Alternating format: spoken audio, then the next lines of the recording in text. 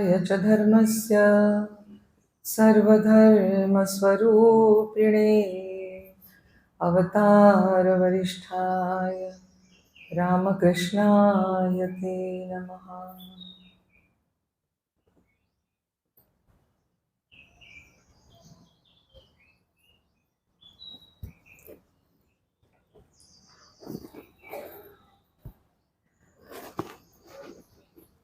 ठाकूरांच्या चरणी प्रणाम करू. तर मीच भाग्यवान आहे, पण तसं नाही आहे.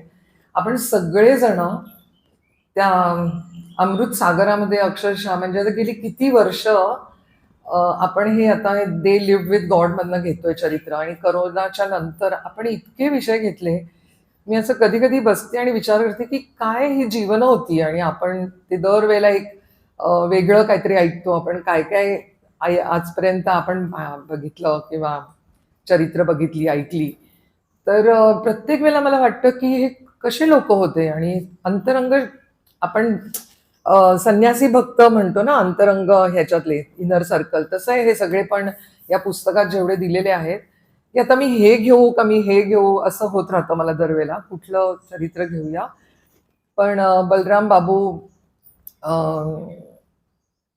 अगदी नम्र, विनयशील आणि असे एक वैष्णव भक्त. जेव्हा बलराम बाबू जेव्हा पहिल्यांदा आले श्री रामकृष्णांकडे, तेव्हा रामकृष्ण म्हणाले की हे माझ्या आतल्या गटातले, म्हणजे माझ्या जवळचेच आहेत, हे माझेच आहेत. आणि ते म्हणाले की एकदा जेव्हा मी समाधीत होतो आणि मला असं दिसत होतं, मी भावावस्थेत होतो आणि मला दिसलं की चैतन्य महाप्रभूंच्या इथे खूप आनंदोत्सव चालू आहे, आणि त्यांच्या त्या सगळ्या भक्तवृंदांमध्ये त्यांनी ह्यांना बघितलेलं, बलराम बाबूंना. म्हणजे जसं काही ओळख आहे खूप जुनी, असं त्यांना ये ये असं करून त्यांना आपल्या जवळ बोलवलेलं आहे बलराम बाबूंना. आणि ते म्हणतात की वैष्णवांच्या ह्याच्यामध्ये म्हणजे चैतन्य महाप्रभूंचे दोन शिष्य अद्वैत आणि नित्यानंद यांनी जसंच भक्तीचा मळा फुलवला आणि सगळीकडे जाऊन भजन कीर्तन केलं, त्या कीर्तन करणाऱ्या सगळ्या त्या भक्तांमध्ये सुद्धा मी बलरामला बघितलेला आहे. तो माझाच आहे म्हणजे आपल्याला माहिती आहे की चैतन्य महाप्रभू आणि ठाकूरांच्या जीवनामध्ये पण किती साम्य आहे किंवा त्यांचंच रूप आहेत. तर 1842 मध्ये बलराम बाबूंचा जन्म झालेला आहे. त्यांचे जे आजोबा होते गुरुप्रसाद बसू, त्यांनी म्हणजे सगळं वैष्णव कुटुंब आहे, वैष्णव भक्त आहेत सगळे. तर त्यांनी कलकत्त्यामध्ये एका ठिकाणी राधाश्यामचं मंदिर बांधलं, आणि तेव्हापासून तिकडच्या सगळ्या जागेला श्याम बाजार म्हणायला लागले. श्यामचं देऊळ बांधलं, आणि नंतर त्यांनी त्या काळामध्ये म्हणजे त्यांच्या आजोबांनी बांधलं ते यांच्या जन्माच्याही आधी असेल किंवा त्या सुमारास असेल, 1,00,000 रुपये खर्च करून वृंदावनमध्ये त्यांनी श्यामसुंदराचं देऊळ बांधलं. आणि तिकडे त्याच जागेला आणि त्या वास्तूला कालाबाबू कुंज म्हणतात. आपल्यापैकी खूप जण तिकडे जाऊन पण आलेले असतील वृंदावनला. तर यमुनेच्या किनारी त्यांनी ते बांधलंय. आता त्यांना 2 मुलगे होते, एक राधा मोहन आणि दुसरे होते त्यांचे बंधू बिंदू माधव. तर दोन्ही भावांनी मिळून ओरिसामध्ये बालासोर जिल्ह्यामध्ये खूप प्रॉपर्टी, खूप इस्टेट त्यांनी विकत घेतली, जमीन विकत घेतली, आणि कोठार नावाच्या ठिकाणी तिकडे ऑफिस थाटून तिकडे त्याचं कामकाज सगळं देखरेख करायची. पण राधा मोहन जे होते त्यांना हे सगळ्यामध्ये विशेष रस नव्हता. पैसा, अडका, प्रॉपर्टी, जमीन, जायदाद ह्याच्यामध्ये काही त्यांना रस नव्हता. त्यांनी आपल्या भावाला सांगितलं, बिंदू माधवला, की तू आणि तुझी मुलं तुम्ही सगळं हे बघा, आणि जे काही तुम्हाला वाटतं मी तिकडेच वृंदावनला राहणार आहे. म्हणून राधा मोहन जे होते ते वृंदावनला निघून गेले. तिकडे त्या कालाबाबू कुंजमध्ये कृष्णाच्या देवळासमोर त्यांच्या वैष्णव त्यांच्या पद्धतीप्रमाणे दिवसभर उभं राहून जप करायचा, नंतर ध्यान करायचं, वैष्णव भक्तांना जेव घालायचं, गरिबांना जेव घालायचं, याच्यातच ते मग्न असायचे. म्हणजे काहीतरी वेगळंच वाटतं. आपण नुसतं प्रॉपर्टी करता, इस्टेटी करता भांडणारे लोक आपल्याला माहित असतात, छोट्या छोट्या गोष्टी करता. तर इथे ते म्हणतात नाही नाही मला काहीच नको, हे तुम्हीच सगळं बघा. तर बिंदू माधव होते, त्यांना 3 मुलगे होते. आणि एक निमाई चरण, ते सगळ्या इस्टेटीवर देखरेख करायचे.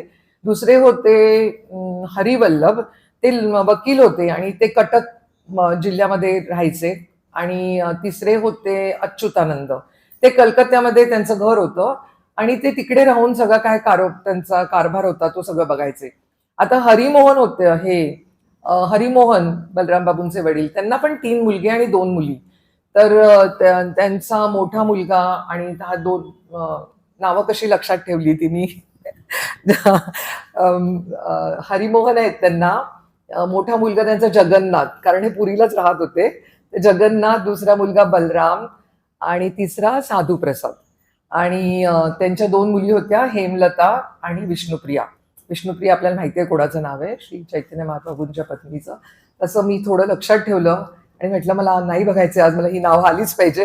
तर तर हे सगळेजण आणि बलराम बाबू पण वडिलांसारखंच ना, ते पुरीलाच राहायचे कायम.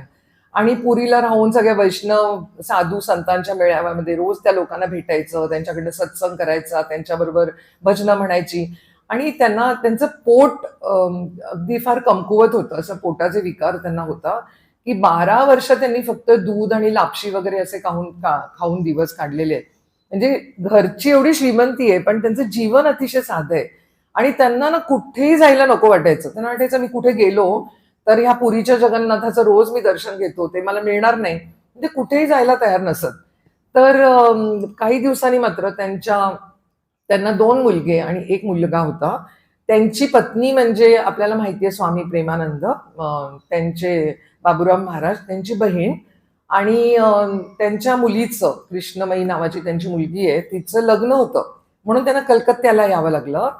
तर हरिवल्लभ त्यांचा चुलत भाऊ जो आहे, त्यांनी काय केलं, एक घर घेतलं 57 रमाकांत बोस स्ट्रीट मध्ये कलकत्त्याला.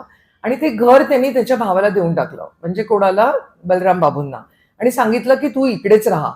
आता यांना नाही पण म्हणता येईना, हो पण म्हणता येईना, पण कारण दर्शन चुकणार आहे जगन्नाथाचं रोजचं असं त्यांच्या मनामध्ये. पण तरी ते तिकडे राहिले. आणि कारण सगळ्या भावांचं प्रेम आणि वगैरे होतं. आणि ते काहीच बघत नसत, म्हणजे इस्टेटीमध्ये, प्रॉपर्टीमध्ये दर महिन्याला त्यांचे भाऊ काका त्यांना जे काही खर्च देत त्याच्यामध्ये ते घर चालवायचे.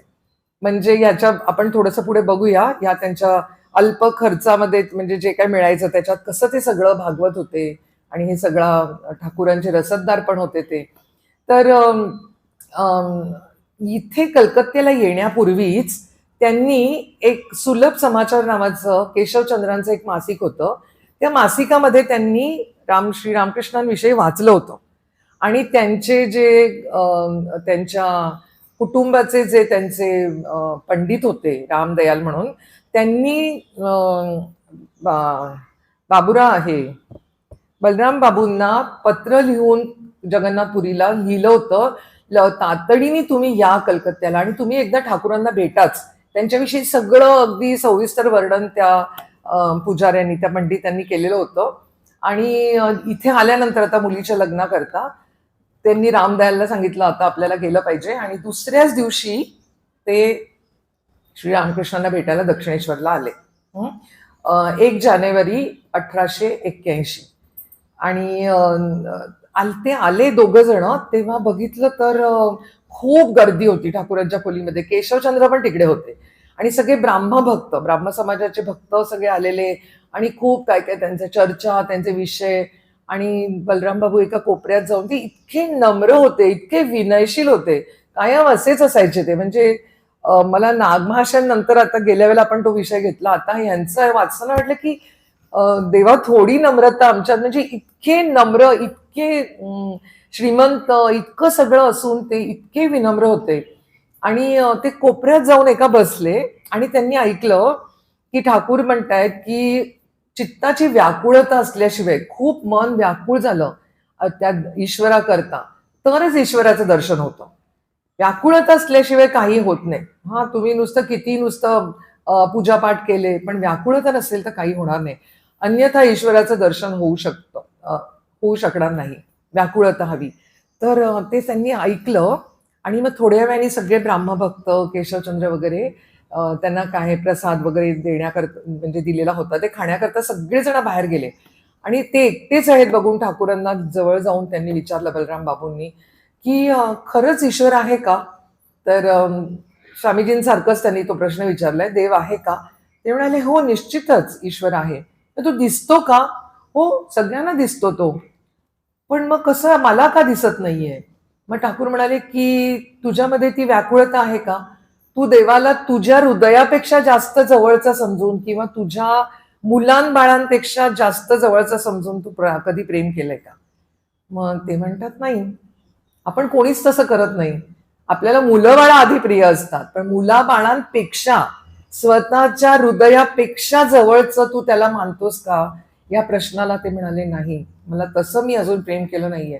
मग ते म्हणाले की असं जर असेल ना, एवढं प्रेम केलं ना, तर ते एका ह्याच्यात देवाचं दर्शन होतं. तर बलराम बाबू म्हणाले की असं कसं? मी किती प्रार्थना करतो, मी रोज त्याची प्रार्थना करतो, पण मला त्यांनी दर्शन दिलं नाहीये. मग ठाकूर त्यांना म्हणाले की जोपर्यंत काम आणि कांचन याचा थोडा सुद्धा लोभ असेल किंवा व्याकुळता नसेल आणि तुम्ही जोपर्यंत आपल्या रक्ताच्या नात्यापेक्षा सगळ्या लोकांपेक्षा जवळचं त्याला समजत नाही तोपर्यंत दर्शन होणार नाही. नाहीतर देव तो उत्सुकच असतो कधी मी माझ्या भक्तांकडे जाऊ. इतकंच ठाकूरांच्या त्या गोड आवाजात तो बोलणं ऐकता ऐकता ते अगदी मंत्रमुग्ध होऊन गेले. म्हणजे बघा ठाकूर त्यांना सांगतायत ईश्वर पण वाट बघत असतो तुमच्याकडे येण्याकरता. ते म्हणतात तो फक्त बघत असतो, तो वाट पण बघत नाही की तुम्ही त्याच्याकडे याल, पण तुम्ही एक पाऊल तर पुढे टाका की पुढची 10 पावलं टाकून ईश्वर तुम्हाला नक्की भेटायला येईल. असं म्हटल्याबरोबर त्यांना इतकं बरं वाटलं बलराम बाबूंना. आणि मग ते गेले. दुसऱ्या दिवशी ना ते पायी पायी चालत आपल्या घरनं दक्षिणेश्वरला परत आले. तेव्हा कोणीही नव्हतं, एकटेच होते ठाकूर. मग बलराम बाबूंना बघितल्यावर म्हणाले, अरे मी आता तुझाच विचार करत होतो की कुठे राहतोस तू? ये बस थोडं विश्रांती घे, इतका चालून आलास वगैरे.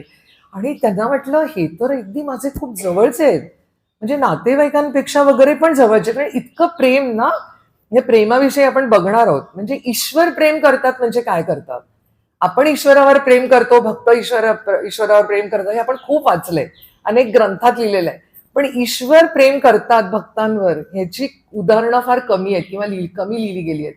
पण इथे तर आपल्याला प्रत्येक चरित्रात असं दिसतं की कसे ईश्वर कसा देव प्रेम करतो. हा तर तू थोडा आराम कर, काहीतरी खाऊन घे आणि तू बस जरा शांतपणे. मग तुम्ही बसा, बलराम बाबूंना ते म्हणतात. मग ते विचारतात कुठे राहता तुम्ही? मग ते म्हणतात की मी बागबाजारला राहतो. मग ते विचारतात पत्नी मुलं सगळं विचारल्यानंतर ते म्हणतात तुला माहितीये का, तू काली मातेचा सेवक आहेस, म्हणजे तू काली मातेनीच तुला पाठवलेलं आहे. आणि मी मध्येच तुला म्हणते पण तुम्ही म्हणूया आपण, तुम्हाला काली मातेनी पाठवलेलं आहे आणि तुमच्या घरामध्ये या जागेकरता खूप काम ठेवलेलं आहे. या जागेकरता, ते कधी मी म्हणायचे नाहीत ना, म्हणजे तुमच्या घरामध्ये या जागेकरता खूप काही राखून ठेवलेलं आहे. आणि देव ते म्हणतात की तू पुढच्या वेळेला येताना ना तू काहीतरी घेऊन ये इथल्या करता. आणि मग ते म्हणतात कधीही साधूच्या भेटीला गेलं किंवा तुम्ही मंदिरात गेलं, ईश्वराच्या भेटी करता गेलं, दर्शनाला गेलं, तर एका पैचं का होईना काहीतरी भेटवस्तू तुम्ही त्याच्याकरता नेली पाहिजे. रिकाम्या हाताने कधीही जायचं नाही, असं ठाकूर त्यांना सांगतात. ते त्यांना बघत राहतात की अरे यांच्या आणि चैतन्य महाप्रभूंच्या जीवनात किती साम्य आहे, जणू काही तेच अवतरलेत. आणि त्यांची ती भावसमाधी, मध्येच लागणारी भावसमाधी, त्यांचं ते प्रेमळ बोलणं. आणि बलराम बाबू ना उठले आणि म्हणाले बरं ठीक आहे, आणि गेले. परत चालत चालत ते आपल्या घरी गेले. आणि मग सगळा शिधा, सगळं धान्य म्हणजे भात, गूळ, साबुदाणा, काय अजून डाळी, जे काय रसद लागते, जे काही धान्य लागतं आपल्याला जेवणाकरता, ते सगळं त्यांनी त्या घोडागाडीमध्ये टाकलं आणि ते घेऊन लगेच परत आले. त्या दिवसापासनं ठाकूरांच्या महासमाधीपर्यंत सगळा शिधा, सगळं त्यांना लागणाऱ्या जेवणाचं सामान बलराम बाबूंच्या घरनं गेलेलं आहे. आणि ठाकूर म्हणायचे बलरामच्या घरचं जे अन्न आहे त्याच्या इतकं शुद्ध अन्न मी कधीच खाल्लं नाहीये. आणि विलक्षण प्रेमाने ते खायचे. आणि ते म्हणायचे यांच्या पिढ्यांमध्ये कितीतरी पिढ्यांपासनं सेवाभाव आहे. वडील आहेत, त्यांचे वडील होते, सगळे सेवाभावाने एकदम असे पूर्णपणे त्यांचं मन भरलेलं आहे. यांची पत्नी आणि मुलं तर पाणी सुद्धा देवाचं नाव घेतल्याशिवाय घेत नाही. इतक्या शुद्ध घरातलं हे जे अन्न आहे ते मला खूप आवडतं, असं ठाकूर म्हणाले. तर आणि मग ते शेवटपर्यंत सगळा यांच्या घरनं जायला लागला. आता बलराम बाबूंकडे ठाकूर इतके वेळा यायला लागले की बलराम बाबूंनी नोंदी ठेवल्या. 100पेक्षा जास्त वेळा श्रीरामकृष्ण त्यांच्या घरी गेले आणि सगळ्या नोंदी त्यांनी ठेवल्या. आणि त्यांच्या घरी गेले की कधी कधी ते राहायचे पण रात्री. आणि ठाकूर त्यांच्या घरी जगन्नाथ त्यांचं कुलदैवत होतं, त्यामुळे तो प्रसाद घ्यायचे आणि त्यांच्या घरी राहण्यामध्ये त्यांना खूप आनंद मिळायचा. आणि ते बलराम बाबूंना सांगायचे की बघा, हे जे भक्त येतात ना, म्हणजे नरेंद्र आहे, भावनाथ आहे, कोणी जे सगळेजण आहेत, योगानंद महाराज आहेत, म्हणजे योगेन आहेत, यांना तुम्ही तुमच्या इथे बोलवत जा. या साधू सारखा विचार असलेल्या तरुण मुलांना, भक्तांना खाऊ घातलं ना की ईश्वर प्रसन्न होतो. आणि ज्यांना दक्षिणेश्वरला जाणं शक्य नसायचं ते सगळे जण बलराम बाबूंच्या घरी यायचे श्रीरामकृष्णांना भेटायला. आणि मग खूप आनंदोत्सव व्हायचा, जणू काही आनंदाचा मेळाच लागलाय. भजन आणि कीर्तन असं सगळं तिकडे चालू राहायचं. आणि या सगळ्यांना प्रसाद म्हणजे भोजनाची व्यवस्था करण्यात यायची आणि सगळ्यांच्या एकमेकांशी ओळखी व्हायच्या, मनातल्या गोष्टी बोलल्या जायच्या. आणि हे सगळं असताना ना हे तिकडे हात जोडून असे कोपऱ्यात उभे असायचे बलराम बाबू. हे कोणालाही कळायचं नाही की या घराचा मालक, हे सगळं करणारे जे आहेत ते हेच आहेत. म्हणजे पुढे तर असे 2 प्रसंग मी आपल्या म्हणजे अपमानच्या ह्याच्यामध्ये लिहिलेलं आहे की एक आहे 11 मार्च 1882 मध्ये डोल यात्रा होती. आता मला वाटतं ह्या पुढच्या 1-2 महिन्यातच डोल यात्रा असेल. आणि त्या डोल यात्रेच्या कार्यक्रमाला ठाकूर आलेले आहेत बलराम बाबूंच्या घरी. आणि खूप आनंदोत्सव चाललाय, प्रसाद दिला जातोय, लोक नाचतायत, कीर्तन करतायत, गातायत. आणि बघावं तर ह्या सगळ्या गोष्टींकडे बघत बलराम बाबू अगदी कोपऱ्यात हात जोडून नम्रपणे असे वाकून उभे आहेत. म्हणजे हे सगळं त्यांच्या घरात चाललंय आनंदोत्सव. आणि बलराम बाबू तिकडे उभे राहून म्हणजे त्या सगळ्याचा जणू काही लांब उभं राहून ते आस्वाद घेत आहेत. कुणालाही वाटणार नाही. तर घराचा, आपण कोणाच्या घरी गेलं ना की आपल्याला कळतं ना चालण्या बोलण्यातनं, वागण्यातनं की अरे हे घराचे मालक दिसत आहेत ना. काही कोणी सांगायला लागत नाही, त्यांच्या उभ्या राहण्याच्या ह्याच्यातनंच आपल्याला कळतं की कोण आहे. पण ह्यांचं कधीच कळायचं नाही. आणि दुसरं म्हणजे एक 5 ऑगस्ट, ते या पुस्तकात थोडी घटना अशा पुढे मागे मी ते एकत्र आता करते, किती नम्र होते. तर म लिहितायत की एक दिवस 5 ऑगस्ट 1882 ठाकूर गेलेत त्यांना भेटायला ईश्वरचंद्र विद्यासागरांना. खूप लोक आलेत. आता ईश्वरचंद्र विद्यासागरांना भेटायचं म्हणजे तर ठाकूरांच्या बरोबर पण भक्त आहेत, इतर पण लोक आहेत. आणि खूप वेळ त्यांच्या घरामध्ये चर्चा, बोलणं, जे काय ईश्वर विषयक बोलणं चाललेलं होतं. संध्याकाळ झाली, सगळं प्रसाद वगैरे घेतल्यानंतर फलाहार जे काय असेल. आणि मग ठाकूर उठले, म्हणाले आता निघायची वेळ झाली म्हणून ठाकूर उठले. आणि त्यांना सोडायला म्हणून ईश्वरचंद्र विद्यासागर पण सगळ्या लोकांबरोबर त्या बाहेरच्या त्या गेटपर्यंत आले. आणि सगळे एकदम आश्चर्यचकित झाले. असे गौरवर्णीय, एक अत्यंत साधेपणाने उभी असलेली एक व्यक्ती, आणि ब्राह्मण पण डोक्यावर शिखांसारखं असं त्यांनी ते पगडी बांधलेली डोक्याला. आणि ज्या क्षणी श्रीरामकृष्ण बाहेर आले त्या गेटच्या बाहेर रस्त्यावरच त्यांनी साष्टांग लोटांगण घातलेलं आहे. ते पगडी, ते सगळं त्यांचं पडलं खाली. आणि त्यांनी अगदी अश्रुपूर्ण नयनाने त्यांना प्रणाम केलेला आहे. आणि ठाकूर म्हणतात, काय, कधी आलात तुम्ही? संध्याकाळ झालेली आहे, खूप वेळचा आलोय मी, कधीच आलोय. मग आत का नाही आलात तुम्ही? आत कसं येणार, इतकी गर्दी होती, तुम्ही सगळेजण इतके चर्चा करत होतात, मी इथेच उभा राहिलो. म्हणजे वाचताना पण असं वाटतं की काय हे, इतकी नम्रता. म्हणजे तो स्व कुठे नाही, दिसतच नाही. मी कोणीतरी आहे जाऊन, म्हणजे मी ठाकूरांचा भक्त आहे. आपल्याला सुद्धा, आपण इकडे कोणी आलं माताची वगैरे, जरी आम्हाला असं वाटतं की अरे आम्ही कोणीतरी आहोत आणि आम्हाला दर्शन मिळायलाच हवं पुढे जाऊन, असं पण होतं आपल्या मनामध्ये येतं आणि आपण करतो पण. आणि आम्ही नेहमी येतो शारदा मठामध्ये, आम्ही इतकी सेवा देतो, आम्ही पुढे जायलाच हवं. काही नाही, यांच्या घरी म्हणजे नेहमी जाणारे ठाकूर. आणि ते म्हणतात नाही नाही, इतके लोक होते, मी कसं येणार आतमध्ये, मी इथेच उभा आहे. किती तास कोणालाच माहिती नाही. हे त्यांच्या नम्रतेची दोन उदाहरणं दिलेली आहेत. म्हणजे ना, गवताच्या पात्यापेक्षाही वाकलेले, नतमस्तक झालेले, नंतर अहंकाराचा लवलेश नसलेले असे हे वैष्णवांमध्ये असं असतं. मी नाही तुम्ही, म्हणजे स्वतःला महत्वच नाही, इतरांना महत्व. आणि म्हणजे सगळं ईश्वराचंच रूप आहे आणि आपण कोणी नाही. त्याचं अगदी परम उदाहरण म्हणजे बलराम बाबू. तर असो, बलराम बाबूंच्या घरी ना जगन्नाथाची यात्रा, आपल्याला माहिती आहे ना, रथयात्रा असते. तर त्यांच्या घरी पण ते घर मोठं होतं आणि मध्ये असं घराच्या मध्ये असं म्हणजे मोकळी जागा असते आणि बाजूने अशा पहिल्या मजल्यावरती मोकळी जागा होती गच्ची सारखी आणि मध्ये भरपूर जागा. तर मग खूप सुंदर तो रथ सजवला जायचा, ठाकूर जायचे, सगळे भक्त यायचे आणि तो रथ आणि मग जगन्नाथाची मूर्ती हे स्वामी शारदानंदांनी एक 1885 मधल्या रथयात्रेच्या उत्सवाचं वर्णन केलेलं आहे. आणि ते म्हणतात की इतकी फुलं वगैरे तो रथ सजवला जायचा आणि त्याचे सगळे असे फुलांचे दोर होते. त्या वरच्या ज्या पहिल्या मजल्यावर सगळ्या गच्च्यासारखं होती जागा, तिथे लोक उभे राहायचे आणि ते दोर धरायचे आणि मग गोल गोल गोल तो रथ सगळ्या त्या चौकोनामध्ये, त्या जागेमध्ये फिरवला जायचा. जणू काही बैठक खाना आहे, तिथून फिरवलं जायचं. आणि शारदानंद महाराज म्हणतात, ठाकूर नाचतायत आनंदानी आणि सगळे भक्त नाचतायत, कीर्तन चाललंय, गाणं चाललंय आणि सगळे वाद्य वाजतायत. आणि ते म्हणतायत की जणू काही, शारदानंद महाराजांनी लिहिलंय, जणू काही असं वाटत होतं ह्या रथयात्रेला बघून की साक्षात जगन्नाथ त्या प्रतिमेमध्ये येऊन म्हणजे अवतरले आहेत. आणि शिवाय नुसतं प्रतिमेत अवतरले नाहीये, तर तिथे जगन्नाथाचं रूप आम्हाला ठाकुरांमध्ये पण दिसत होतं. इतकी आनंद यात्रा. म्हणजे रामकृष्ण नेहमी म्हणायचे, ठाकूर म्हणायचे, आपल्या दक्षिणेश्वरच्या जागेला ते म्हणायचे की हा महाकालीचा किल्ला, बाले किल्ला म्हणायचे त्यांना, फोर्ट्रेस आहे माझं.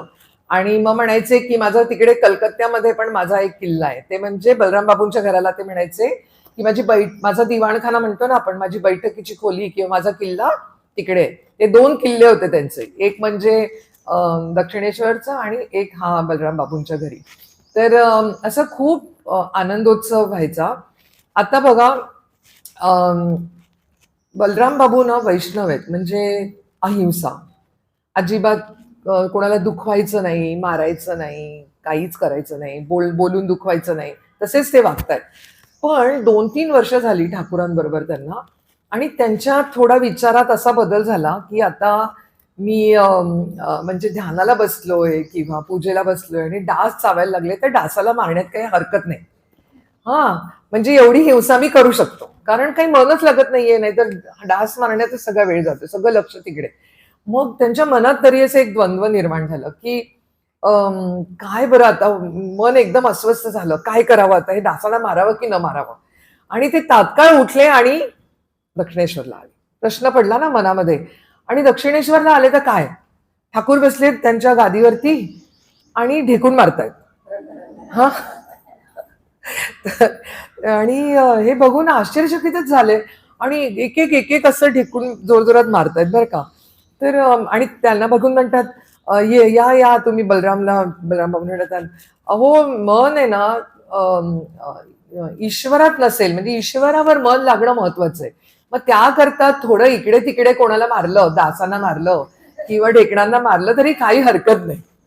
म्हणजे हे विचारायच्या आधीच दिसते इकडे मला ना.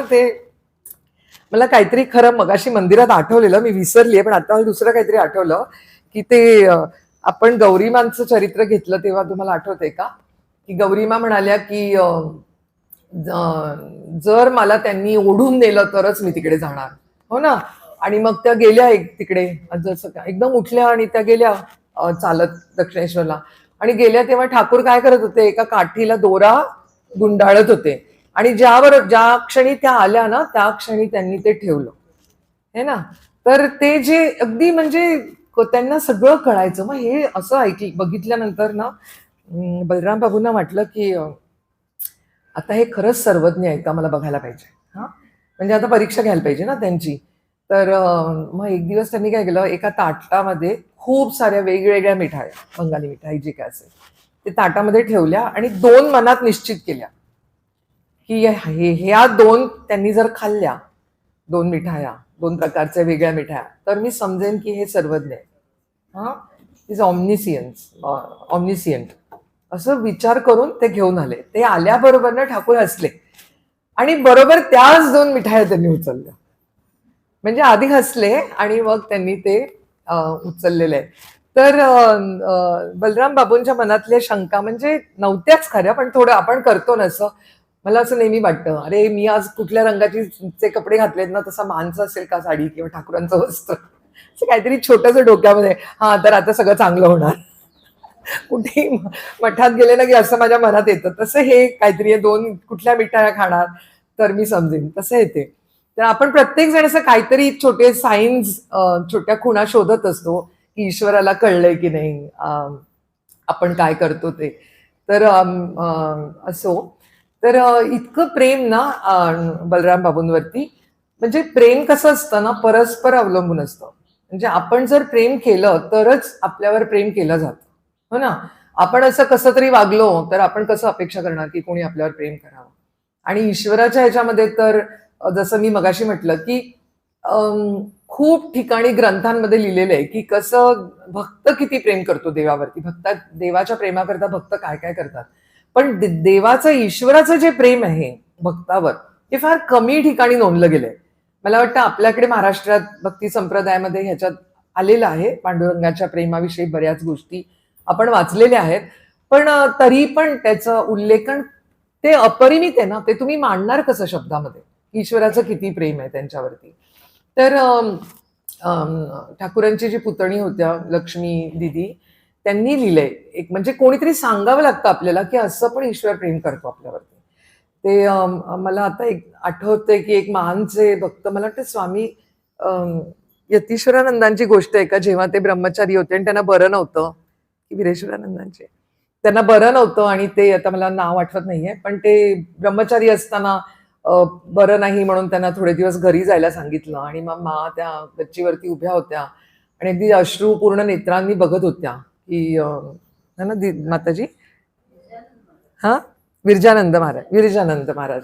तर ते म्हणजे तेव्हा ब्रह्मचारी होते आणि ते जाईपर्यंत की आईला सोडून मी जातो ह्याचं त्यांना दुःख, त्याच्यापेक्षा जास्त आईला किती दुःख की माझं मूल मला सोडून चाललंय.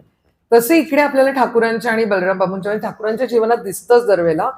तर एकदा काय झालं, बलराम बाबू आपल्या पत्नीला आणि मुलांना घेऊन ठाकूरांना भेटायला बोटीने आले, नावेतनं आले. हा, पैसे खूप अल्प प्रमाणात खर्च करायचे ते, म्हणजे समजा घोडागाडीने यायला जास्त पैसे लागले असते, म्हणून ते नावेने आले. मग ठाकूरांना भेटले, मग सगळं झालं, दर्शन झालं, प्रसाद झाला, दुपारच्या वेळी परत निघाले जायला. मग ठाकूर त्यांना ते चांदणी घाट आहे तिकडे सोडायला आले आणि परत या सगळ्यांना अतिशय प्रेमाने त्यांनी ते नावेत बसले परत सगळेजण. आणि ठाकूर उभे राहिले लांब ते जाईपर्यंत. नाव पुढे गेल्यानंतर अचानक ढग गोळा झाले आकाशामध्ये. अगदी म्हणजे संध्याकाळसारखं वातावरण झालं, गडद अंधार पडला आणि वादळ आलं आणि ती बोट हेलकावे खातेय हे दिसतंय त्यांना इकडे ठाकूरांना. आता त्यांना अगदी खूप चिंता लागली की आता हे नाही पोचले तर, त्यांना काही झालं तर, जेवढे आसपास लोक त्यांच्या बरोबर आलेले, आता काय होणार, बलराम पोचतील ना, त्यांच्या घरचे सगळे पोचतील ना, त्यांना काही झालं तर लोक काय म्हणतील, लोक म्हणतील या साधूला भेटायला गेले दक्षिणेश्वरला आणि बघा बघा त्या अभागी साधूच्या ह्यांनी काय झालं, तर बलरामचं कुटुंबच त्याला त्रास झाला. आणि इतके अस्वस्थ झाले, इतकं त्यांना काही सुचे ना. मग थोड्या वेळाने बोट दिसेनाशी झाल्यावरती ते पण हेलकावे खाताना त्यांनी पाहिलेलं. आत आले खोलीमध्ये.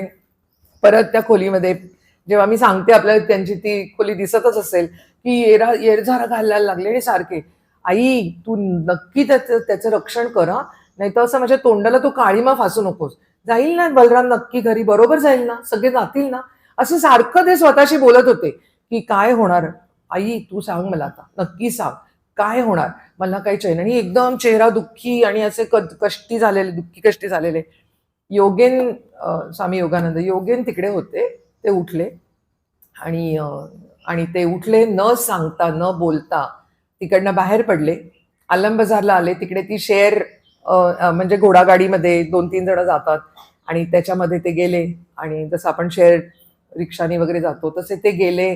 बलरामांच्या घरी गेले, सगळं बघितलं आणि मग पुन्हा परत आले. तोपर्यंत रात्र झाली होती. आणि मग येऊन त्यांनी सांगितलं की बलराम बाबू आपल्या पत्नी आणि मुलांसोबत सुखरूप पोचले. तेव्हा कुठे त्यांना बरं वाटलं, शांत झाले ते. म्हणजे हे आता हे आपल्याला जर लक्ष्मी दिदींनी नसतं सांगितलं तर आपल्याला कसं कळणार आहे की इतकं इतकं व्याकुळता. आपणच का ईश्वराप्रती व्याकुळ होतो का? त्यांची व्याकुळता बघा की पोचलेत की नाही बरोबर, इतकं प्रेम.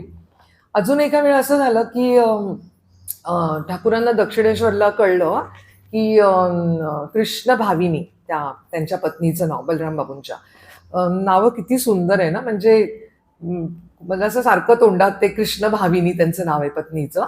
तर त्या कृष्ण भाविनी आजारी होत्या, खूप आजारी होत्या. आणि ठाकूरांना कळलं. लगेच ते उठले आणि मांना येऊन सांगितलं, तुम्ही जा बरं त्यांना बघायला आता. त्या म्हणाल्या आत्ताच्या आत्ता जा, आत्ताच्या आत्ता त्यांना बघायला जा तुम्ही, कशा आहेत त्या बघून.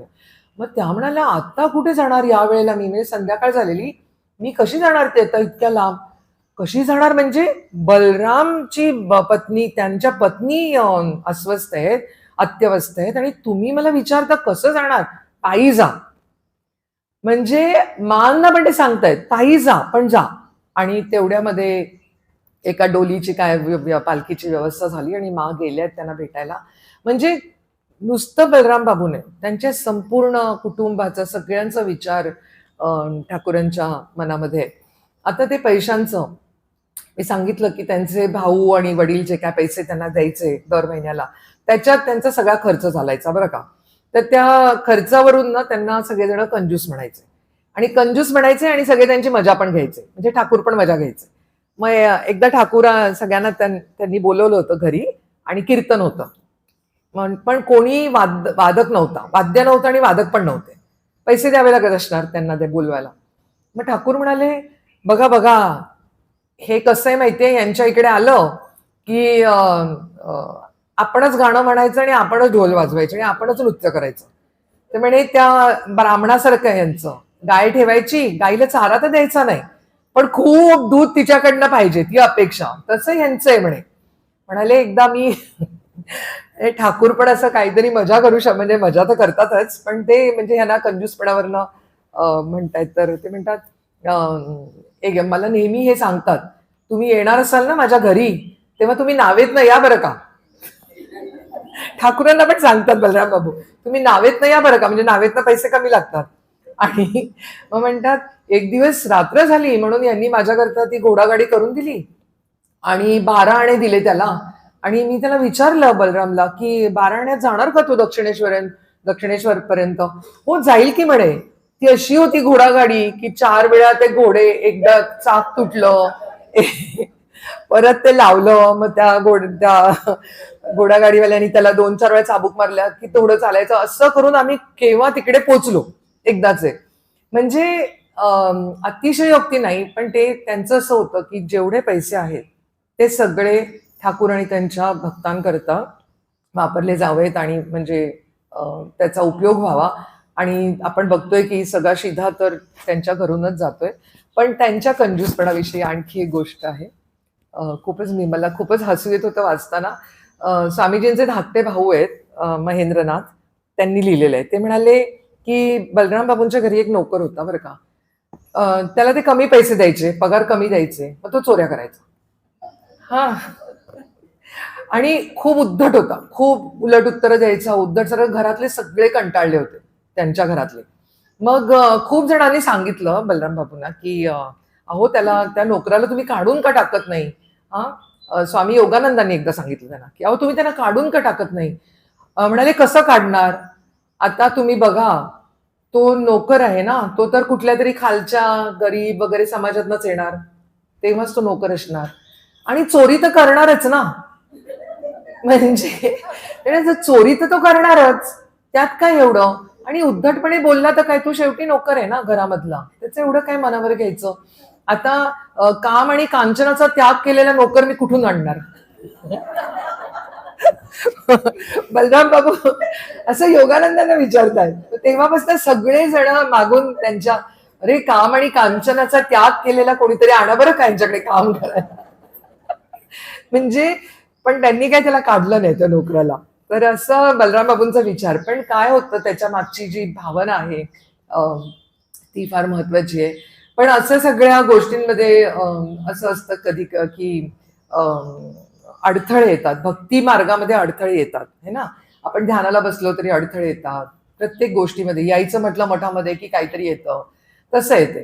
तर ठाकूरांचा जो चुलत भाऊ आहे हरिवल्लभ, ज्यांनी घर घेऊन दिलंय, बलराम ठाकूरांचा नाही, बलराम बाबूंचा चुलत भाऊ जो आहे, जो वकील आहे, त्याच्या कानावर गोष्टी पडल्या तिकडे कटकला की हे सारखे यांच्या घरी येतात श्रीरामकृष्ण.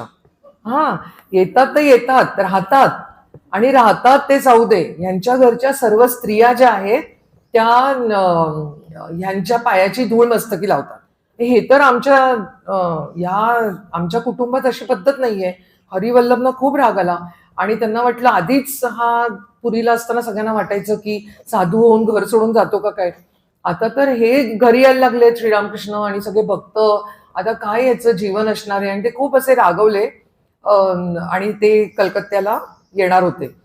त्याच सुमारास श्रीरामकृष्णांना कॅन्सर डिटेक्ट झाला, म्हणजे निदान झालं आणि ते श्यामपुकूरला तिकडे गेले. काशीपूर उद्यान नाही, श्यामपुकूर, बरोबर बोलतेय मी. श्यामपुकूरला त्यांना नेलं होतं.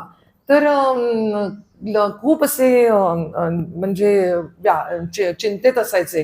पण ठाकूरांपासून कसं लपणार ना काही. तर ठाकूर त्यांना विचारलं, शेवटी खोदून खोदून विचारल्यावर म्हणाले, मला ना खूप काळजी पडली आहे. तो माझा चुलत भाऊ आहे ना, तो जर आला, त्याला खूप लोकांनी काय काय जाऊन सांगितलेलं आहे, म्हणजे कानोपाकानी त्यांनी काहीतरी ऐकलंय आणि तो माझं इथे येऊन येणं बंद करून टाकेल, म्हणून मी खूप काळजीमध्ये आहे.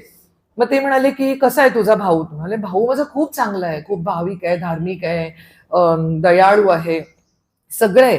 पण लोकांनी ना त्यांचे कान भरलेत, माहित नाही काय सांगितलं. तर ठाकूर म्हणाले, बरं बरं, त्याला इकडे एकदा घेऊन ये बरं मला भेटायला. तो म्हणाला, बलराम बाबा म्हणाले, छे अशक्य आहे, त्यांना मी कसं सांगणार तुम्हाला भेटायला यायला. तेच तर कारण आहेत ना त्यांच्या रागाचं किंवा सगळ्याचं, तर मी त्यांना कसं आणणार इकडे. मग ते म्हणाले, बरं बरं, तू जा, तू नको, अरे गिरीशला पाठव म्हणाले. मग गिरीश बाबू आले. गिरीश बाबूंचे वर्गमित्र ते हरिवल्लभ, हा चुलत भाऊ यांचे, बलराम बाबूंचे. तर त्यांनी गिरीश बाबूंना सांगितलं. दुसऱ्या दिवशी संध्याकाळी गिरीश बाबू, दुपारी गिरीश बाबू त्यांना घेऊन आले बरं का. आल्याबरोबर ना ठाकूरांनी त्यांना असा हात लावला. आपल्याला माहिती आहे त्या स्पर्शाची जादू. त्यांनी हात लावला त्यांना हरिवल्लभ, आणि नमस्कार वगैरे काय त्यांनी केला नाही. मग ते म्हणाले की अरे तू तर माझंच आहेस, इथलाच आहेस तू. आणि मग थोडं बोलणं वगैरे झालं, बसायला सांगितलं. मग सगळे जमलेले भक्त भजन म्हणायला लागले, कीर्तन करायला लागले. तर मला वाटतं बंगालीमध्ये भजनालाच कीर्तन म्हणतात का कीर्तन वेगळंच. तर जे भजन कीर्तन करायला लागले, ते सुरू झाल्यावर ठाकूर भावावस्थेत गेले. हे सगळं शांतपणे बघणाऱ्या हरिवल्लभांच्या डोळ्यातनं अश्रू व्हायला लागले. म्हणजे ते म्हणाले की हे काहीतरी वेगळंच आहे, मी असं कधी बघितलंच नाहीये. म्हणजे ईश्वर आहे ना साक्षात समोर, तर कसं त्यांच्या हृदयाला ते लागलं आणि बसून त्यांच्या लक्षात आलं की आपला भाऊ बरोबर योग्य ठिकाणी येतोय.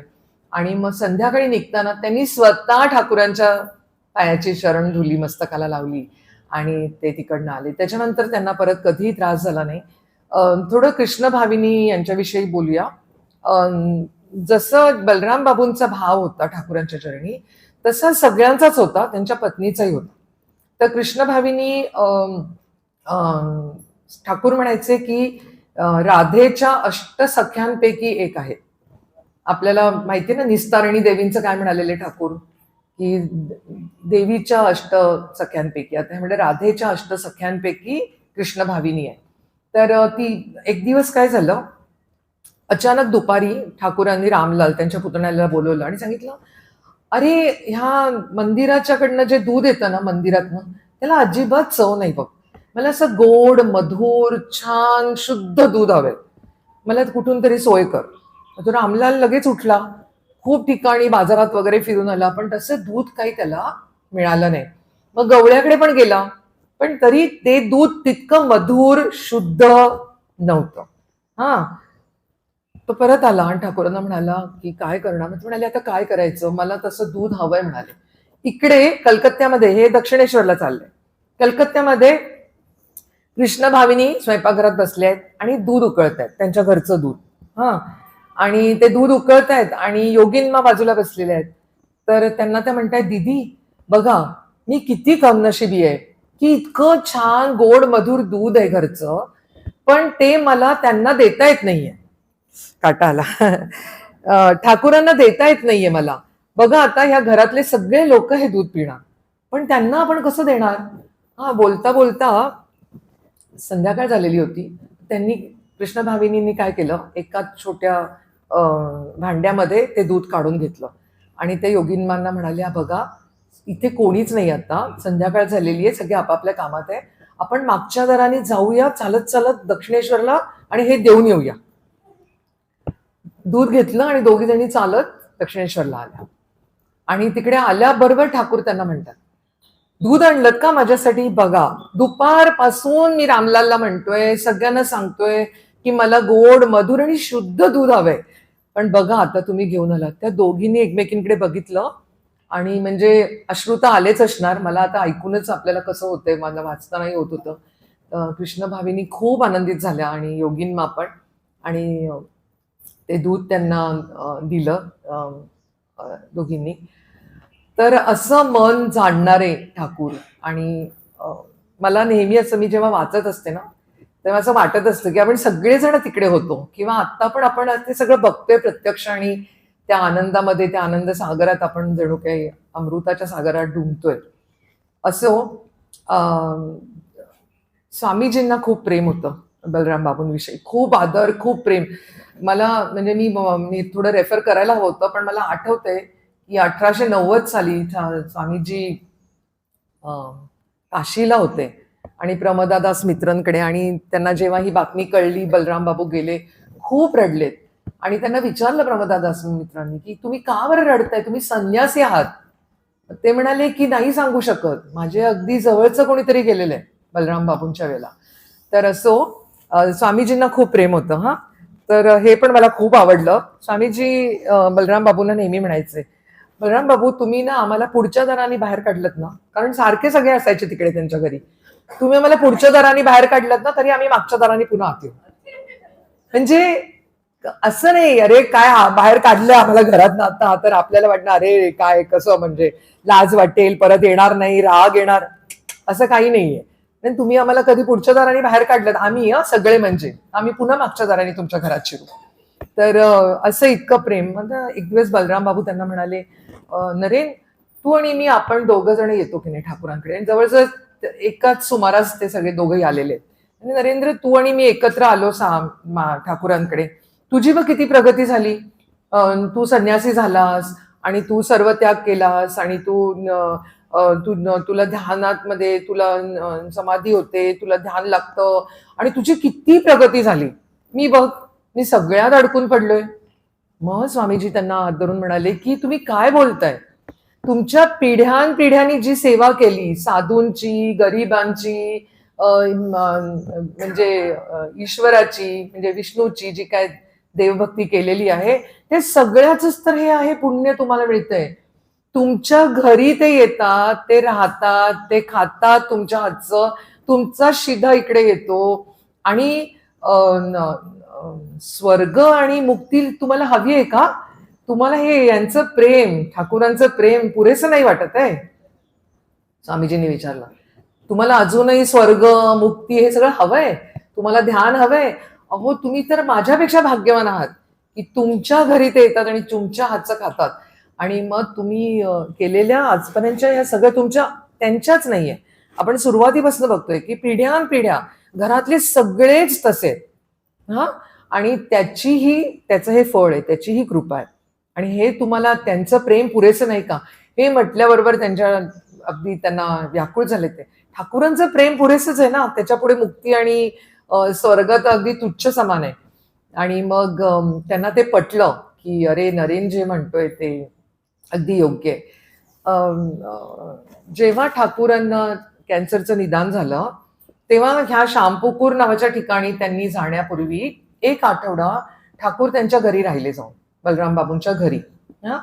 ते 57 रामकांत बसू स्ट्रीट मधल्या घरी ते राहिले आणि त्याच्यानंतर मग त्यांना तिकडे नेलं गेलं. तर ठाकूर जायचे तिकडे, रोज जायचे. आणि ठाकूरांची महासमाधी झाल्यानंतर आपल्याला माहितीये की वराहनगरमध्ये हे सगळे अंतरंग शिष्य एकत्र जमले है ना, आणि त्या पडक्या इमारतीमध्ये राहायचे. एक दिवस म्हणजे ख्याली खुशाली त्यांच्या बद्दल सगळं विचारून बलराम बाबू करतच होते सगळं. पण एक दिवस ते गेले तिकडे आणि दुपारच्या प्रसादामध्ये फक्त भात आणि पालकची भाजी होती. उकडलेला पालक होता आणि भात होता. ते खाल्ल्यानंतर ते बघितलं, खाल्लं आणि बलराम बाबू घरी आले आणि कृष्ण भामिनीला म्हणाले, आता आजपासून मी फक्त भात आणि उकडलेला पालक खाणार आहे. मग त्यांना वाटलं की आपल्या पतीला पोटाचा त्रास आहे, त्याच्यामुळेच हे काहीतरी म्हणत असतील की मला हे फक्त भात आणि पालक, उकडलेला पालक हवाय. तर आपण करतो तसं काय सगळं घालून मसाले बिसाले तशी काही भाजी नाही आहे, उकडलेला पालक आहे. तर पण जास्त बोलल्यानंतर सगळं त्यांना कळलं की तिकडे त्यांना खायला मिळत नाहीये सगळ्या त्या गुरुबंधूंना, म्हणून यांना इकडे त्रास होतोय. आणि तर त्या म्हणाल्या की त्यांनी लगेच घरामधनं अन्न धान्य सगळं जे काय होतं ते तिकडे पाठवलं वरानगरला. आणि त्या दिवसापासून रोज ठाकूरांच्या प्रसादाकरता अगदी ते जाईपर्यंत 1 रुपया रोज बलराम बाबूंनी ठाकूरांच्या प्रसादाकरता द्यायला सुरुवात केली. आणि काय कमी आहे, काय नकोय, काय हवंय हे स्वामी प्रेमानंदांना विचारून, बाबूराम महाराजांना आणि तिकडचा जो स्वयंपाक करायला एक माणूस यायचं त्याला विचारून ते सगळं तिकडे बरोबर रसद पुरवायला लागले. या सगळ्यामध्ये एक गोष्ट राहिली, मला ते खूप आवडलं वाचताना सुद्धा. ठाकूरांचे बलराम बाबूंचे जे वडील होते हरिमोहन, ते नेहमी वृंदावनला असायचे. त्यांना सारखं पत्र लिहून लिहून बलराम बाबू म्हणाले तुम्ही एकदा तरी कलकत्त्याला या आणि श्रीरामकृष्णांना भेटा, ठाकूरांना भेटा. मग ते एकदाचे आले. आता हे वैष्णव भक्त जे आहेत ते फक्त तेवढाच विचार करतात, म्हणजे हरिमोहन पण एकाच विचाराने वागणारे, एकाच विचाराने चालणारे होते. तीच भक्ती फक्त वैष्णवांच्या जे नियम असतात ते पालन करून चालायचं. मग ठाकूरांनी त्यांना घरी त्यांच्या इथे बोलवलं, दक्षिणेश्वरला भेटायला आले. तेव्हा ते म्हणाले की बघा आपण ना सगळ्यावरती विश्वास ठेवला पाहिजे, असं नाही शाक्त वैष्णव शैव हे सगळे एकच आहे. म्हणजे जे आपण नेहमी म्हणतो एकम सत विप्रा बहुधा वदंती, ते नावं वेगळी आहेत पण सत्य काय, दॅट वन इज इम्पॉर्टंट, ते एक असणं महत्वाचं आहे. आणि असं ठाकूर त्यांना सांगतात भक्ती कोणाचीही करा पण आपण सगळेजण शेवटी हे ईश्वर सगळे एकच आहे. आपल्याला माहिती आहे हे त्यांनी स्वामीजींना पण कसं सांगितलेलं आहे. हे सगळं सांगत असताना ठाकूर काय त्यांना म्हणतात हरिमोहनना, बघा ईश्वर आणि त्याचा भक्त, मग तुम्ही कुठलाही ईश्वर त्याला नाव नका देऊ, ईश्वर आणि त्याचा भक्त आहे ना यांचं नातं वेगळं आहे. ते कसं आहे ना, मधुरता, आणि ते मधुरतेला चाखणारा भक्त, ईश्वर म्हणजे मधुरता, आणि तो त्याचा आस्वाद घेत राहतो भक्त, त्याच्या प्रेमाचा, त्याच्या भक्तीचा. आणि जणू काही ईश्वर म्हणजे कमळ आणि भक्त म्हणजे भुंगा, हो की नाही. आणि तो त्याच्यातला मधू पीत राहतो आणि आनंदात त्या ब्लिसमध्ये, त्या आनंदामध्ये तो राहतो.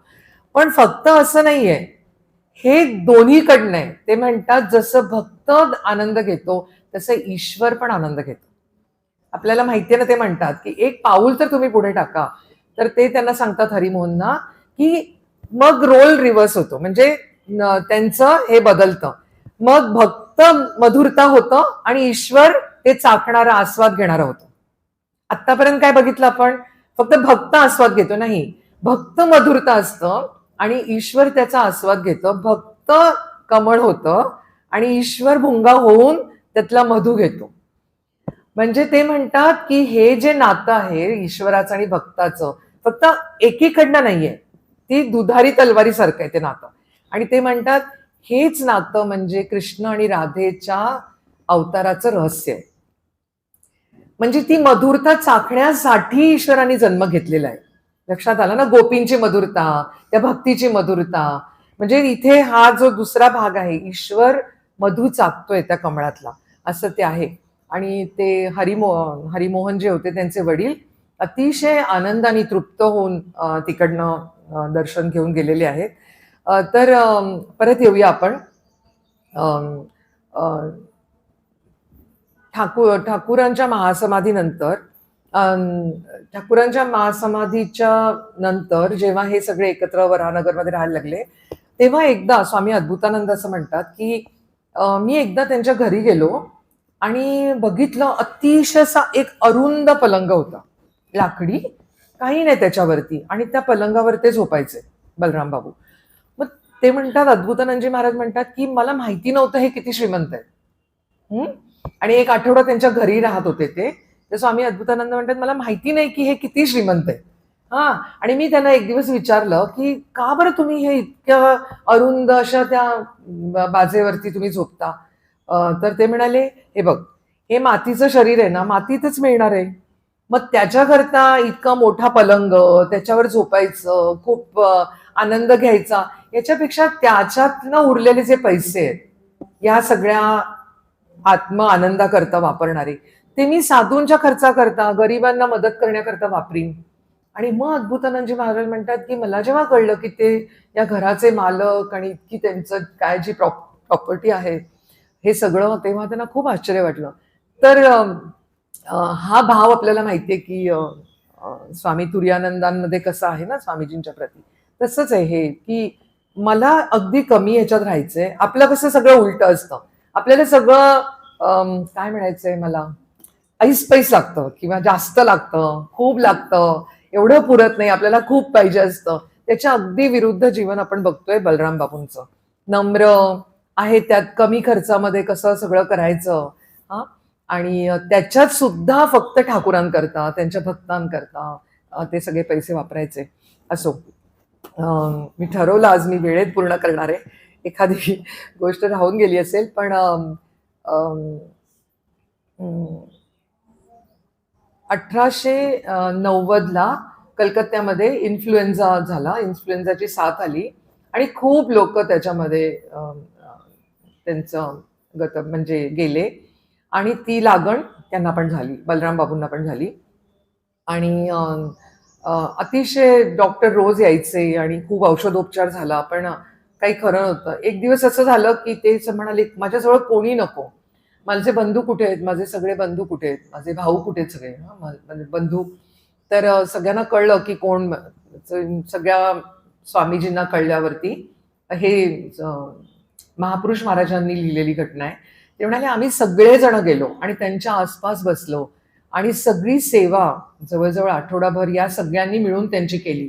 ते कोणालाही जवळ येऊ देत नव्हते, फक्त ठाकूरांच्या गोष्टी या सगळ्या गुरुबंधूंशी बोलायचे आणि त्यांची सेवा हे सगळेजण करायचे. एक दिवस असं झालं की डॉक्टर आले आणि म्हणाले की आता काहीच होणार नाही, म्हणजे औषधोपचारांचं पण काही उपयोग नाहीये. आणि सगळ्यांना खूप वाईट वाटलं. आणि तिकडे महिला तर तिकडे बसत नव्हत्या, आपल्या आत्यासारखं काही नव्हतं. तर महिला, त्यांची पत्नी ज्या खोलीमध्ये होती आतल्या गृहामध्ये, योगिन्मा होत्या, गोलापमा होत्या, सगळ्या बसलेल्या होत्या, त्यांच्या नातेवाईक स्त्रिया. आणि दुःखाने त्या रडत पण होत्या कृष्णभावीनी. आणि की माहिती आता पती आजारी आहेत आणि डॉक्टरनी काय सांगितलंय. तेवढ्यात त्या अशा रडत असताना त्यांना असं दिसलं की अशी गच्चीसारखी जागा होती. त्यांचं लक्ष गेलं की आकाशामध्ये एक काळसर ढग निर्माण झालाय आणि तो गडद गडद गडद होत चाललाय तो ढग. आणि तो ढग त्या ढगाचा आकार बदलून रथाचा आकार झालाय. म्हणजे ना, ठाकूरांचे जेवढे ह्याच्यातले भक्त, आपण त्यांचं जे शेवटची घटिका आहे ती वेगळी आहे. आपण नागमहाशांचं पण बघितलंय काय आहे, प्रत्येक वेळेलाच बघितलंय. तर आता इथे आपण बघतोय की त्यांना दिसलं की तो रथाचा आकार धारण करून तो ढग तिथे येऊन वरती त्या गच्चीवरती अलगदपणे तो खाली आलेला आहे. आणि त्या रथामधनं ठाकूर बाहेर आले. ठाकूर बाहेर आले चालत चालत, जिथे बलराम बाबू म्हणजे आजारी आहेत त्या खोलीपर्यंत गेले आणि आत जाऊन त्यांनी त्यांचा हात धरून ते घेऊन आले. ठाकूर आणि बलराम बाबू त्यांनी बघितलं की ते जात आहेत. ठाकूर त्यांना घेऊन त्या रथात बसले आणि तो रथ नाहीसा झाला.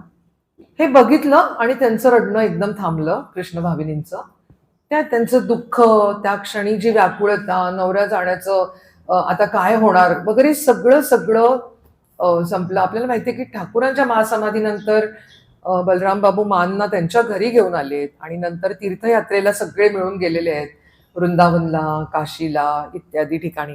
तसं आता इथे माहितीये की आता जाणार आहेत पती आपले, आणि हे दृश्य बघितल्यानंतर, हा दृष्टांत झाल्यानंतर एकदम सगळं म्हणजे काय म्हणतो त्याला, तो ढग गेला म्हणण्यापेक्षा मनावरचं पण मळप दूर झालं आणि त्या एकदम रडायच्या थांबल्या. आणि त्यांनी गोलाप्मा आणि योगिनमांना सांगितलं की मी आता काय बघितलं. त्याबरोबर गोलाप्मा उठल्या आणि त्या खोलीच्या बाहेर आल्या, बलराम बाबू जिथे होते, आणि तिथे येऊन त्यांनी ह्या सगळ्यांना सांगितलं की असं झालंय.